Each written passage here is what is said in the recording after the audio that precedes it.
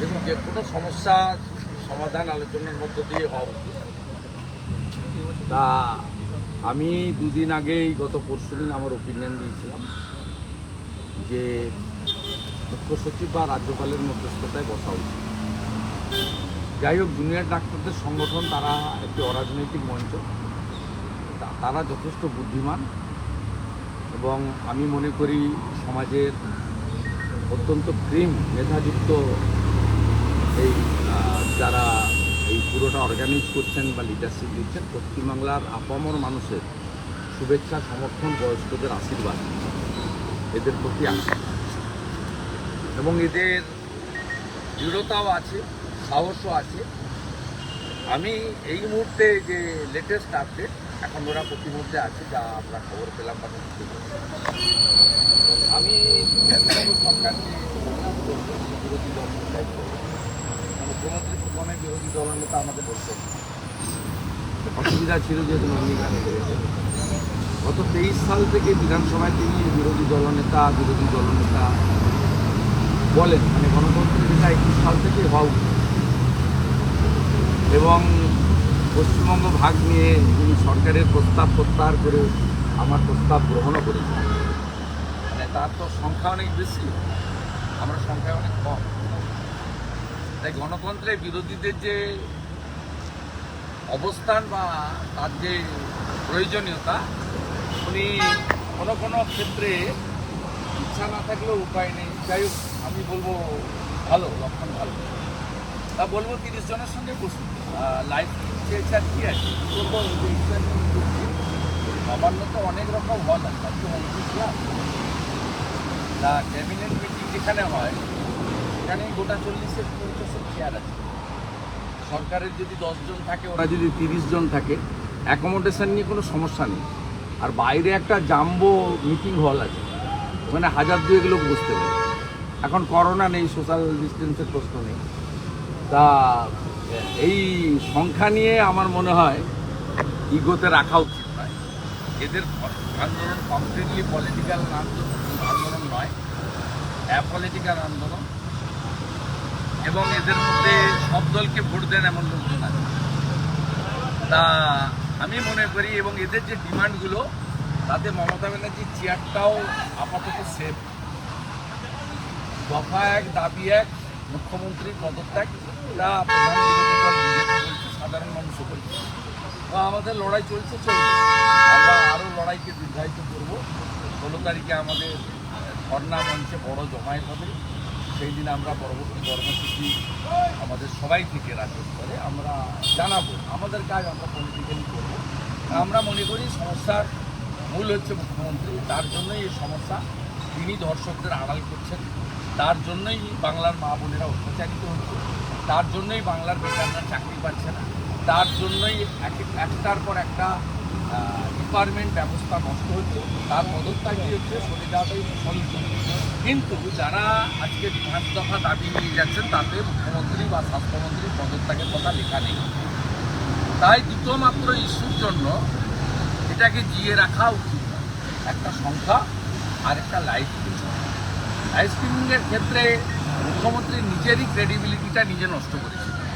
আমরা বারে বারে বলেছি যে এই মুখ্যমন্ত্রী ফিট ফর মিথ্যাশ্রী, ও সেটা তিনি মুখ্যমন্ত্রী কার্যত সিলমোহর দিয়েছেন কয়েকদিন আগে, যে আমি টাকার কথা বলি। আপনি দেখবেন, আমি বিরোধী দলনেতা হিসেবে বা অন্যরাও করেছেন সোশ্যাল মিডিয়াতে, উনার 14ই আগস্টের বক্তৃতাটাকে পাশেই দিয়ে দেওয়া। তাতে উনি বলেছেন যে টাকা তো দেওয়া যেতেই পারে, 10 লাখ টাকা তো আমরা দিতেই পারি।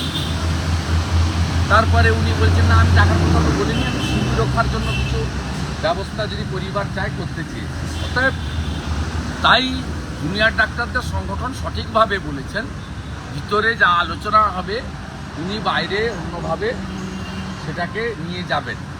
কারণ ওনার ভোট ব্যাংক রাখতে হবে, 1.5 বছরের মধ্যে বিধানসভার নির্বাচন, ওনার ইমেজ রাখতে হবে যে উনি হারতে জানেন না, যদিও আমার কাছে এরকম।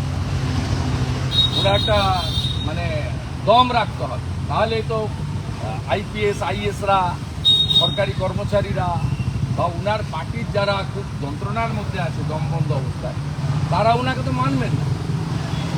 আর এই সুযোগটা নেওয়ার জন্য তো ভাইপো পেতে বসে আছে। যে কখন উনি চেয়ার ছাড়বেন আর চুপ করে গিয়ে বসে সব মিলিয়ে আমি শেষ মুহূর্তে আমার বক্তব্য যে কোনোভাবে রাজ্যের মুখ্যমন্ত্রীর কাছে আমি অনুরোধ করবো as a leader of opposition, আপনারা এই দুটো ইস্যুতে ইগো ত্যাগ করে সমস্যার সমাধান করুন। আমার ডাক্তার ভাই বোনেরা আজ থেকে সবাই কাজে ফিরে যাক এবং মূল যে বিষয় 9ই আগস্ট আমাদের বোনের বিচার, তার জন্য আমরা 18 তারিখে সুপ্রিম কোর্টের হিয়ারিংয়ের অপেক্ষা। সুদীপ্ত রায়ের বাড়িতে আজকে রোগী কল্যাণ সমিতির চেয়ারম্যান এবং বিধায়ক কল্যাণ সমিতির চেয়ারম্যান। উনি তো সব জানতেন এবং উনি করাপশনের সঙ্গে যুক্ত। আমি সেদিন বলেছিলাম শ্রীরামপুরে ওরা আমার কীর্তন দান ছিল, শ্রীরামপুরে একটা নার্সিংহোম আছে, সেখানে আজমিগড়ের অনেক ভালো বিশেষজ্ঞ সন্দীপ ঘোষ, সুদীপ্ত রায়, অভিক দে, বিরূপাক্ষ, ডাক্তার সুশান্ত রায়, এই র্যাকেট যা এসপি দাসের আশীর্বাদে কাজ করেছে ও সর্বোপরি এসপি দাস এগুলো করেছে মমতা ব্যানার্জির সাহায্য, সমর্থন এবং অনুপ্রেরণায়। তাই সুদীপ্ত রায়ও এই দুর্নীতির সঙ্গে প্রত্যক্ষভাবে যুক্ত। সুদীপ্ত রায় শুধু রেড করা নয়, সুদীপ্ত রায়কে কাস্টডিতে নেওয়া হলো। মানিক ভট্টাচার্যের শর্ত সাপেক্ষে আজকে জামিন হলো। এটা তো কোর্টের ব্যাপার, কেন দিয়েছেন কোর্ট বলতে পারবেন, কিন্তু আমার মনে হয়েছে যে ইডির কেসে জামিন পেলেও অন্য অনেক মামলা আছে যেটাতে মানিক ভট্টাচার্যের এই মুহূর্তে জেল মুক্তি ঘটা সম্ভব নয় বলে আমার ব্যক্তিগতভাবে মনে হয়েছে। বাকিটা করবেন এবং ইডিকেও আমি দাবি করব যে তারা সুপ্রিম কোর্টে এই বেল ক্যান্সেল করার জন্য যেন আবেদন করেন। পশ্চিমবঙ্গ বিধানসভার আমরা যারা মেম্বার আছি, আমরা পার্থ মানিক এই চোরেদের আর বিধানসভায় দেখতে রাখি। সীতারাম ইয়েচুরির প্রয়াণের খবর এসেছে। নিশ্চিতভাবে বড় মাপের নেতা, সর্বভারতীয় স্তরে নেতৃত্ব দিয়েছেন। সবচেয়ে বড় জিনিস হচ্ছে বাংলায় বলার চেষ্টা করছে এবং পুরোটা পারতেন না, প্রবলেম হতো, কিন্তু চেষ্টা করতেন। মানে বাংলা ভাষা বা বাঙালির প্রতি একটা রাজনীতির বাইরেও ওনার আলাদা জায়গা ছিল, আমি ওনার কথাবার্তায় দেখেছি। আমার সঙ্গে এমনি ব্যক্তিগতভাবে ফোন নাম্বার বা আলাপ সেভাবে হয়নি, একবার প্লেনে দেখা, কলকাতা থেকে দিল্লি ফিরছিলেন, আমি পার্লামেন্টে ওইখানে একটু আলাপ করেছে, 2 ঘন্টা একসঙ্গে কথা বলতে বলতে সুপ্রিম কোর্টের কথাকে বারবার মনে করে দিয়ে সরকারের তরফ থেকে যে চিন্তাভাবনা করেছে তাতে বারবার বলা হচ্ছে কাজে তালিকা বলে যে বানানো হচ্ছে কারা কারা। এটা ওদের সিনিয়র কাউন্সিল যিনি আছেন মাননীয় কপিল সিব্বালের গাইডেন্সে কাগজ তৈরি করেছেন। কারণ সেদিনকে আপনারা দেখেছেন আরজিকরের ঘটনার থেকেও 23 জন মারা গেছে, সেটা বড় করে সেদিন দেখানোর চেষ্টা করেছেন রাজ্য সরকারের লয়ার। ঠিকই করেছেন, কারণ এত কস্টলি লয়ার তাকে রাজ্য সরকার অ্যাপয়েন্ট করেছে এইগুলোকে পরিবেশন করার জন্য, তথ্য প্রমাণ লোপাটকারীদের আড়াল করার জন্য। স্বাভাবিকভাবে তিনি তার কাজ করেছেন এবং এগুলো যেগুলো করছে এগুলো সব কপিল সিব্বালজির নির্দেশে হচ্ছে। সঞ্জয় বসু যেমন যেমন বলছেন তেমন মুখ্য সচিব আলাপন বন্দ্যোপাধ্যায়, নারায়ণ স্বরূপ নিগমরা সেইভাবে ফাইল তৈরি করছেন, যাতে আগামী বুধবার যে হিয়ারিং রয়েছে 18 তারিখে, সেই হিয়ারিংয়ে এইগুলো দিয়ে রাজ্য সরকারকে সেভ করা। কাটুলি থানার ওসির একটি বিতর্কিত পোস্ট, তিনি সেই পোস্টে লিখছেন, দিনরাত যাই জাগিস কমরেড, শূন্য ছিলি শূন্য থাকবি।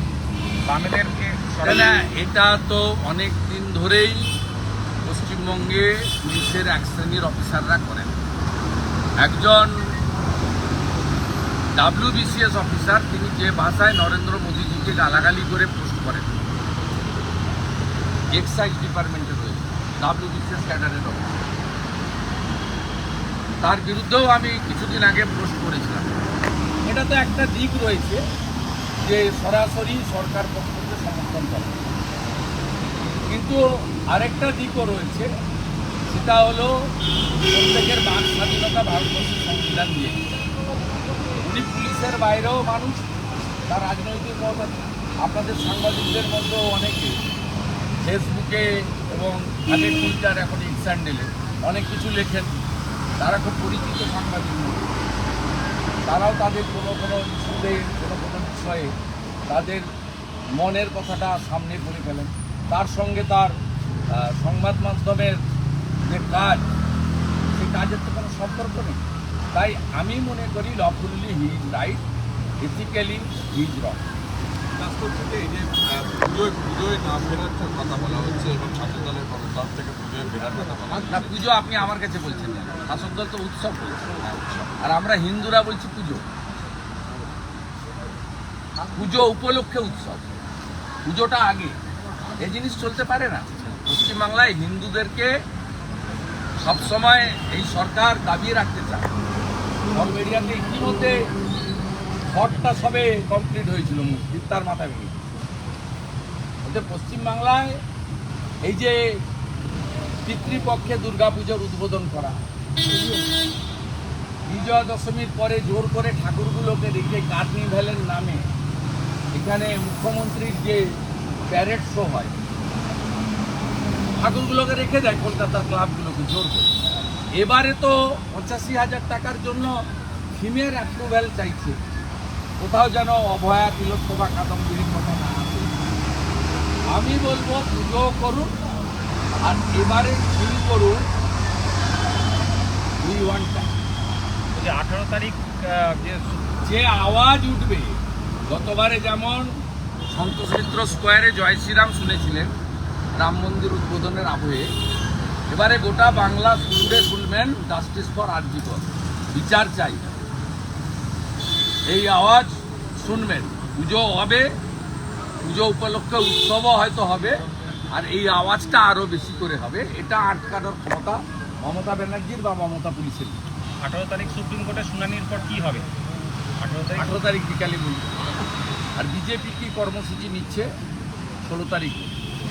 আমরা মানসিকভাবে প্রস্তুত যে আরও 15 মাস আমাদের লড়াই করতে হবে এই দুঃশাসনের রাজত্ব, এই জঙ্গলের রাজত্ব খতম করা।